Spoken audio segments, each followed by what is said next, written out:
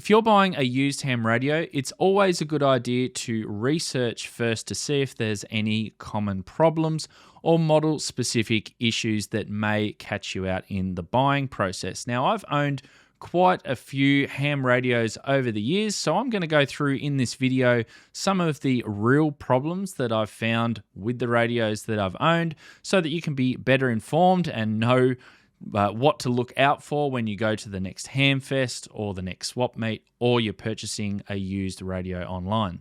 So to start off with, this is the very first amateur radio that I ever owned. This is a Yaesu FT757GX 2.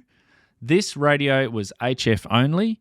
I purchased this back in 2004 for $500 off of eBay. Now, as you can see, this is a reasonably old radio when I purchased this. What years was this released here? 1987. So it was close to just under 20 years old, I think, at the time. It was in pretty good condition. Everything looked very good. Now, when I purchased it, everything was functioning perfectly. And you can see these pop up occasionally at hamfests and sales. I've seen these pop up as a whole radio. I've also seen them pop up as in bits and also with intermittent issues. Now, the issues that I had with this radio when I owned it, I had two. The analog S meter here that you could see, occasionally this S meter would get stuck. Now, I used to do the old tap on the screen and it would fix it, but that was the first problem that I found. The second issue that I had was the display here. The displays are known to go bad. Occasionally you'll see here that the the 8-segment display here will sort of cut off a little bit. It may disappear on a digit and it won't read properly. You'll spin the dial and then maybe the 3 will turn into a 5 when it's actually supposed to be a 2 or something like that. And then that would cause an issue with being able to read what frequency you're actually on. Now, they're probably reasonably repairable. I've seen these radios again in bits before, and I've seen other issues such as the old rotary encoders in here when you tune the tuning knob would fail and they wouldn't work, or they would tune slowly or intermittently. And these radios are reasonably, because of the age and the architecture and how they were built, they are reasonably old, and you find dry joints and other problems like that. So I just wanted to point out this one because it's still a good radio if you can find it. I wouldn't pay a lot of money for one of these days, being HF only. You can get all sorts of better deals with this, a couple of $100 or something for one of these, I would imagine now, but because of the age. But they were still very good radio at the time, but you will expect faults now because what are they? Getting close to 40 years old now. Wow, that's made me feel really old. This is the ICOM IC22S. Who in the comments, let me know if you owned one of these. These were quite popular. They were diode channelized radios, so they had a little diode matrix board in that you would put the diodes in a certain way or solder them in a certain way for the channels. I can't remember how many channels there were. I think there might have been 9. How many, whatever digits there are there, 9 or 10 maybe channels. Audio was really good on this radio. I really liked the audio in it. They had this strange little duplex button here as well for positive and negative shift or something like that. But inevitably, these radios always suffered from the same kind of problems: dry joints, intermittent audio. Sometimes the knobs would go a little bit dodgy. And again, these were built in the 70s, I believe, and you can see there that they were crammed in with a lot of through-hole components, but again, just the age and the architecture just meant that they would develop all sorts of faults and problems. You can see there's the diode matrix board there as well. So depending on the condition, if you do find something like this, depending on how well it will work, but you can always expect that there's going to be problems due to the age of these particular radios. And the one that I had did have those faults. But that's enough for really old radios. Moving on to the next one, and that is the ICOM IC706 Mark II-G. And in fact, I had one of these close to 15 years ago, maybe, or 20 years ago, maybe 20 years ago. I'm feeling old. I ended up buying another one because I missed the nostalgia of this radio, and this one that I found was in absolutely mint condition. It works extremely well. It's like it's just come out of the box. It was kept in really good condition by the owner. So that's why I bought another one. I still don't know the purpose to use it for yet, but I do have it. And I really enjoyed the 706 when I owned it. But it did have a couple of problems. The first problem that it had that I actually did a modification to actually fix was that the fan would ramp up and down really randomly. It was very distracting. The radio would get quite warm as well if you left it on for long periods of time. So you would, just notice that all the time. So what I did was I did a fan modification to this radio. Now, you can go to a website. If you've ever been here to mods.dk, you can go in here and you can search for, here's one here, ICOM, and then search for the model down here on the right-hand side, 706 Mark II-G. And this will come up with a lot of the modifications that you can do. There's all sorts of different fixes in here. Now, I think that the only issue with mods.dk is that you can only view, I think, one article per day. I think somewhere in here they do mention, there we go, activating the fan in receive mode. Or you can just do a Google around. I did find this website here, which is, I'll put a link in the description below, for the ICOM IC706. This is for the Mark II fan mod, but it should be exactly the same.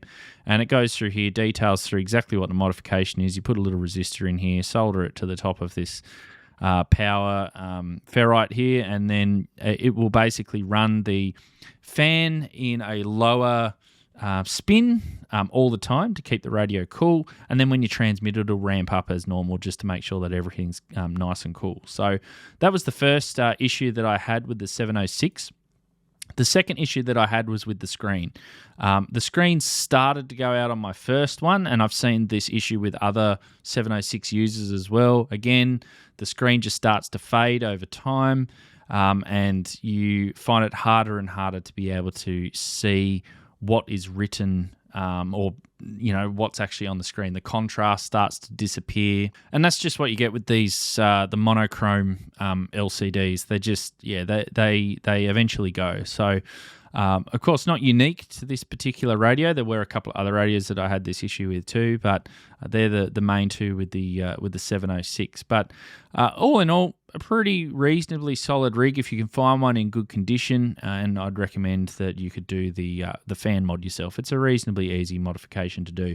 Again, these radios are starting to get on in age, 1999 to 2009, depending on when it was particularly purchased. You'll notice too that I am using RigPix here. So if anyone is not familiar with this website, I should have mentioned this before. RigPix is a big database full of all sorts of amateur radios, and you can get all of the specifications, all of the information. It's hosted here by SM0OFV. This website's been around since I can remember, when I started out in amateur radio, and it's a great resource. You can see down here under the miscellaneous, here's another one, modifications and fixes, and this is one that I didn't know about, 15 and 17 meter instability fix. So we can open that up, and there you go. There's some more detailed information about the instability issues, which I never really had too many problems with. But moving on to the next radio, that is the FT8900. Now, I featured this radio in my previous video about the best used radios, and I said that this was probably one of the best purchases that I've ever made. It is rock solid, and that's completely correct. I've had no problems with it, but I did want to point out one thing that I didn't mention in the previous video, and that was that if you do purchase this radio, it does do quad band operation, so 10 meters, 6 meters, 2 meters, and 70 centimeters. Now, there is one issue, and that is on the 10 meter band. When they constructed, or when they made this radio, they restricted the deviation level on 10 meters to be able to only operate narrow FM. So generally, deviation on FM, if you think about deviations, kind of how loud you can modulate your signal on FM, how loud the audio can be. On 2 meters and 70 centimeters and 6 meters, because of the size of the band, that's generally wide FM. 5 kilohertz is the deviation limit on that. And you sound quite natural, you sound quite loud.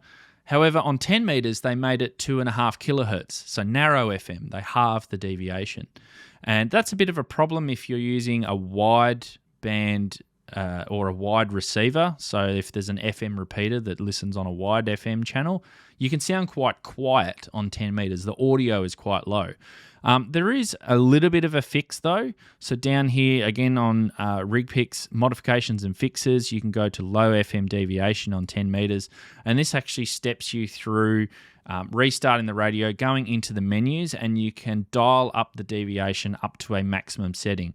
It'll only get you up to 2.8 kilohertz peak. So again, it doesn't quite get you to that peak of 5, or it doesn't, you still notice it basically. But I just wanted to point that out, that was pretty much the only real issue that I've had with this radio. I will point out too that I had this radio connected to a power supply, and the power supply regulators failed, put something like 20 volts across this radio, and a protection diode blew in it, and the radio was saved. I replaced the protection diode in the radio, really easy fix, and it came back to life. So bulletproof as well, I guess you could also say. This is the ICOM IC910.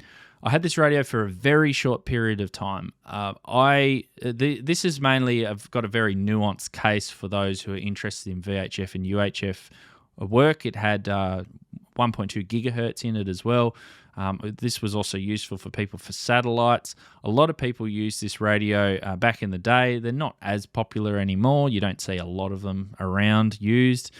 This one was replaced by the IC9700, for those that are familiar. The main issue with this radio, now I didn't have this issue because I owned it for a very short period of time, but it is a well-known issue, is the screen goes. Again, same with the 706, same monochrome LCD. It starts to fade over time, and I've seen some where it's gone absolutely completely. Again, this radio is getting close to 25, 26 years old since it was first released. So, you're probably going to come across that issue. Now, this radio, the Kenwood TM-D710A, this again is another radio that I owned, and then I sold, and then I bought another one when I was actually in the US, in America. I bought another one. Here's the head for it that sits here. This is my radio that I use in the shack at the moment.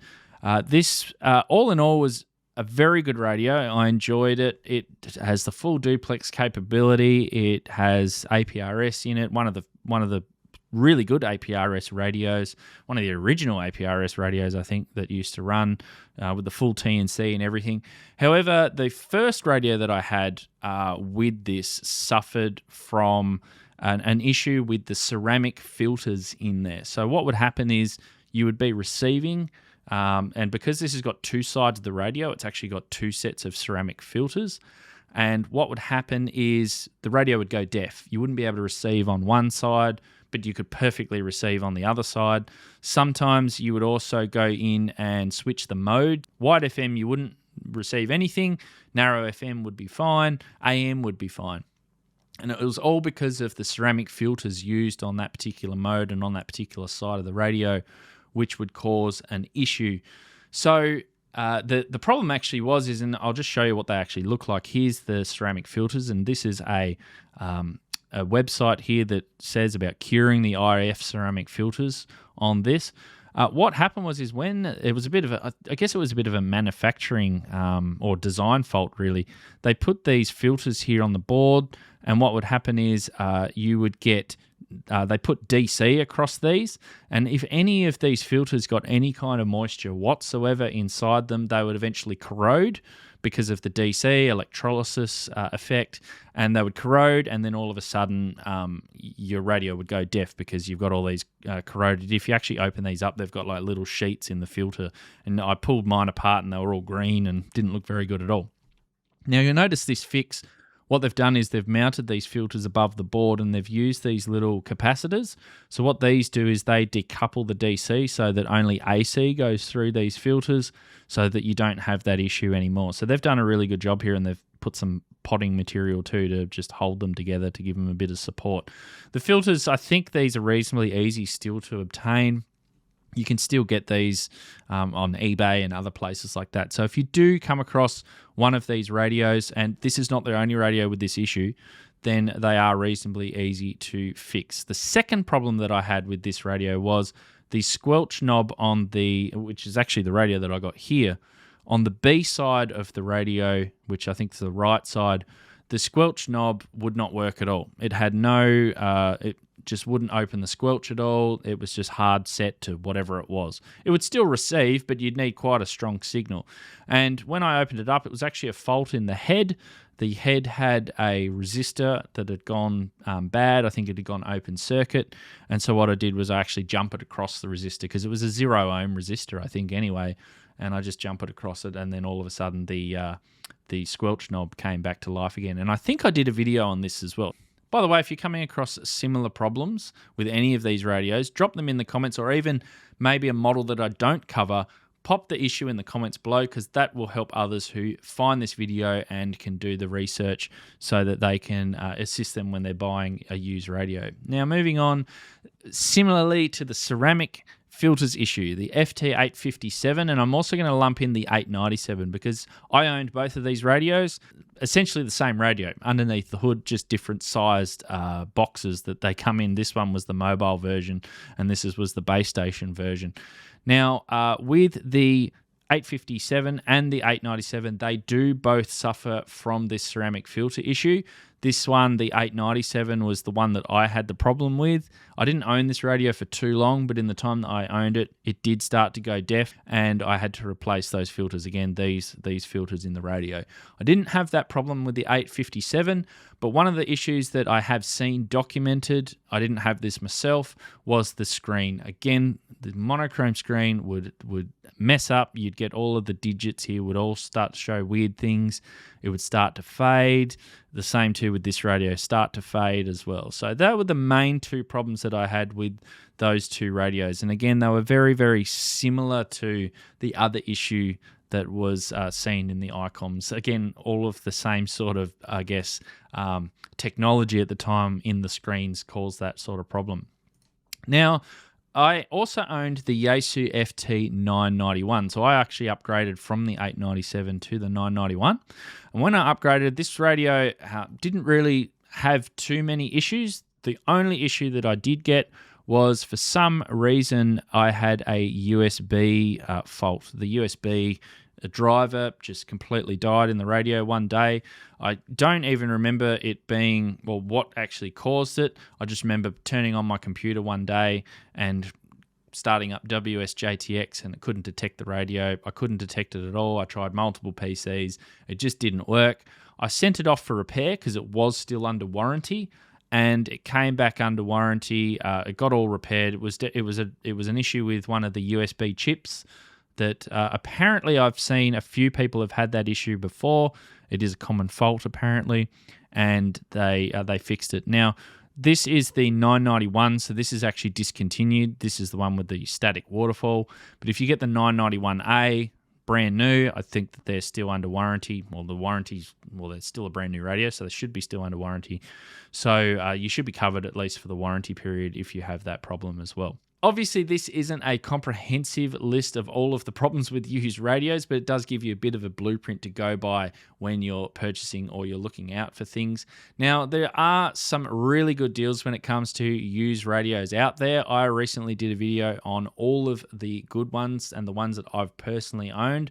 I've had a lot that have had no issues whatsoever. And also, maybe it's worth just saving a little bit extra money and buying something new. In fact, you can actually get things for under $500 that are pretty decent. If you want to see some of those radios, then they will appear in these videos over here.